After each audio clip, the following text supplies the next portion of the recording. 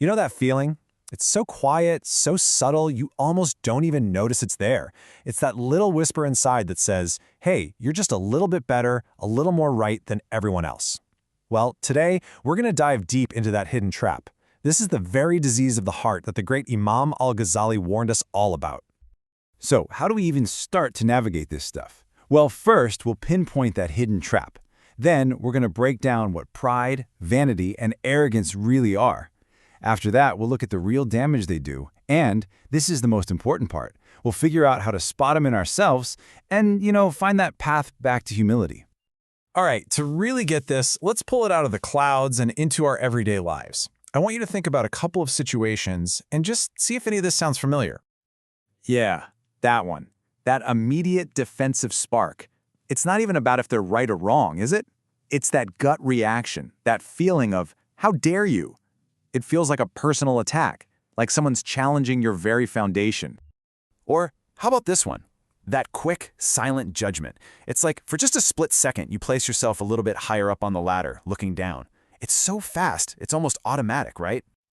That feeling, right there, that's the heart of what we're talking about today. It isn't loud, it's not some big boastful thing. It's that quiet, subtle sense of being just a little bit above it all. And this is exactly what the great scholar Imam al-Ghazali called one of the most dangerous diseases of the heart. Okay, so if we're going to treat this thing, we've got to diagnose it properly first. So let's get really clear on what we mean by pride and how it's different from its, let's call them its close cousins, vanity and arrogance. So, here's the crucial difference. This isn't about having healthy confidence or self-esteem. Not at all. Confidence says, hey, I can do this. But pride says, I can do this better than you. You see? It's all about comparison. It needs someone else to be less than so you can feel more than. This chart lays it out so well. Let's imagine a scenario. Say you get a promotion at work. That quiet little feeling you get that you're somehow better than the colleague who didn't get it, that's the seed. That's pride. Then the little voice in your head that goes, of course they picked me. I knew I was the best one. That's vanity. You're giving yourself a little internal round of applause. And then, later that week, when you just shoot down that same colleague's idea in a meeting without even really listening, boom, that's arrogance. See how it works? Pride is the root disease. Arrogance is the ugly symptom. And this is exactly why it's so dangerous. It's sneaky. It doesn't shout at you, it just whispers. It says things like, you're fine, you're above all this. It convinces you that you don't need to listen, you don't need to change, and you definitely don't need to grow. And slowly but surely, that quiet little whisper makes you totally blind to your own flaws. And make no mistake, this isn't just some abstract, philosophical idea. Pride has real, tangible, and seriously harmful effects on our lives. It kind of builds these invisible walls all around us, cutting us off from everyone and everything. I mean, just think about it for a second. What happens when every piece of feedback, every bit of constructive criticism feels like a personal attack? You stop learning. What happens when every friend secretly feels like a competitor? You lose real connection.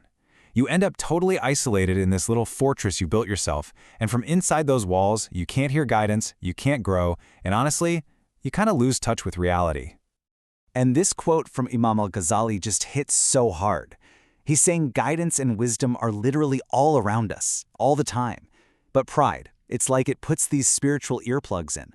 The truth is still out there, the signal is still being broadcast, but a heart full of pride just can't tune into the frequency anymore. All right, now for the hard part, the part where we have to take a real, honest look in the mirror. And yeah, this might get a little uncomfortable, but this is truly where the work begins. So let's ask ourselves a few tough questions, okay? And really be honest here.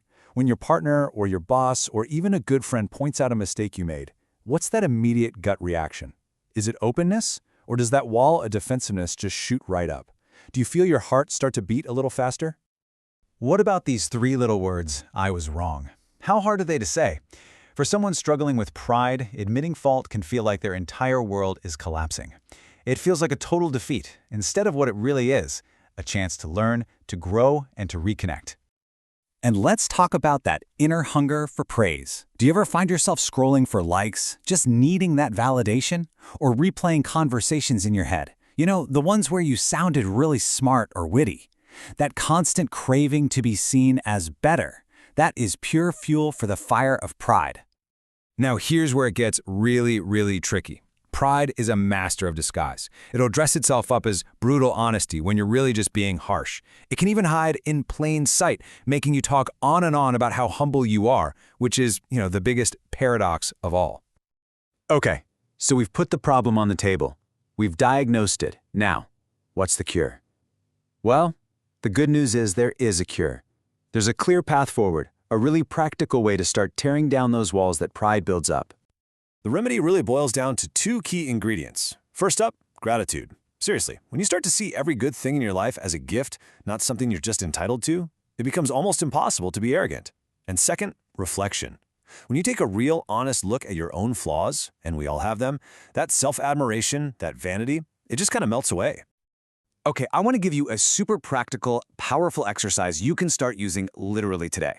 The very next time you feel that little flicker of judgment towards someone, just pause. Stop the thought right in its tracks, and then reframe it. Just say this to yourself. This one sentence changes everything. It immediately brings in compassion and humility, and just completely shifts the entire tone in your heart. And if you want to make this a real, lasting change, you've got to build these new habits. Start seeing everyone, and I mean everyone, as a potential teacher. Practice saying, "I was wrong." Think of it like lifting weights for your humility. It's awkward at first, but you get stronger every time. And consciously choose every single day to listen more than you boast. Feed your soul with gratitude, because when you're full of gratitude, there's just no room left for the poison of comparison. So, when you get right down to it, it's a choice. It's a fork in the road. On one path, you're constantly needing to be admired, which means a life of endless performance, always hustling to prove you're good enough. And on the other path, you can just be, truly at peace. And that, my friends, is real freedom. So, I'm going to leave you with this one last question to just carry with you. Tonight, or maybe the next time you have a quiet moment alone, just look in the mirror and ask yourself, quietly, am I building a life where I need to be admired, or one where I'm truly at peace? Because your answer to that, well, that changes everything. It's the choice between a trap and true freedom.